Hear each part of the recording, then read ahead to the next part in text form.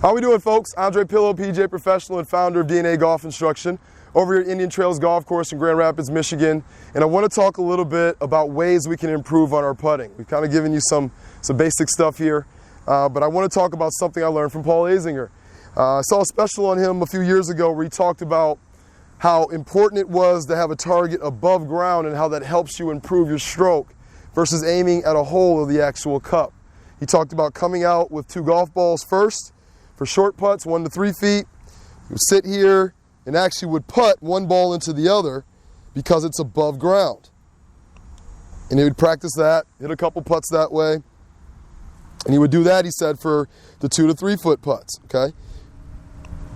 What I like about that is it's small, it's simple, and if you can hit a golf ball from a close distance, you definitely can hit a hole, okay? So I like that idea. And ironically, with the new rules, a lot of the stuff that we're going to talk about here, you know, with leaving the flag in, I've always was taught to leave the flag in on those long, long putts as a visual to help me understand that distance in a better way, okay? Now, another thing he did for his 10-foot putts, 5 to 10-foot putts, he would take a cup or, you know, some type of smaller cylinder, and he'd set that out. Same thing, the intent here is to hit it as many times as we can because we expect to make a lot of 5, 10-foot putts, just like those 1 to 3 footers, we expect to make a lot of those, okay? So he would just take that, maybe set some balls around it like you would a hole, maybe set a pile of them just to stay in one spot and work on a particular putt, but you're just sitting here and you're purposely trying to hit that smaller cylinder. Once again, that'll be the same size as a hole, if not a little bit smaller. And we know if we're making contact with that more times than not for 5 to 10-foot putts, that means we're making a lot of putts, okay? Now, I have another thing down here for my lag putts. I have a bigger bucket down there. I say use a bigger bucket or maybe even a trash can. We're not really expecting to make a ton of lag putts. It's great if we do make them. But what we don't want to do is have 3 putts. We do not want to have 3 and 4 putts because that makes our score go up quite a bit. So Paul Azinger talked about putting a trash can out and aiming at that rather than aiming at a hole from this distance, okay? So we're actually going to hit a couple down that way. We'll move our water out of the way, pull a couple balls down, and have a second camera angle down here so you'll see these balls head down. But once again, my intent here is to hit the bucket. But with the bucket radius of 2 to 3 feet, I know that I'm not going to make a lot of putts from this distance. All right, so that's pretty good speed. Boom, we hit it, hit the bucket, okay? And that's all we want to do from here. If we can hit the bucket from here, we know that we're going to have more 2 putts than 3 putts, and that's our goal here.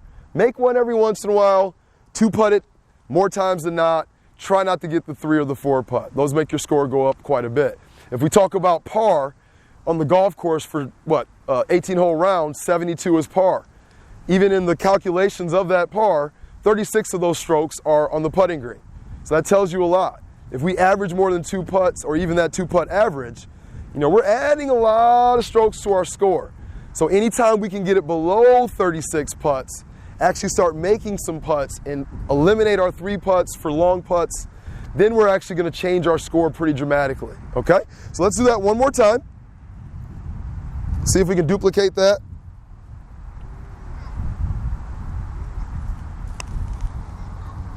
Head down, flow through it. Oh yeah, boom, we caught the bucket again, all right? So I know from both of those locations that I can almost guarantee that I'm going to make that putt and have a 2-putt, all right? So that's what we want to do, okay? And once again, with all of these elements above ground, aiming at something above ground was always easier than aiming at something in the hole. Something, once again, I learned from Paul Azinger. And we're controlling our distance by the length of our stroke. The length of that pendulum motion, that should be fairly even back and through, or a little bit longer on the follow through to ensure that we're getting through the stroke and getting it down our target line. Okay? So thanks for watching. Once again, this is a little help with Andre and DNA Golf Instruction. You guys have a great day.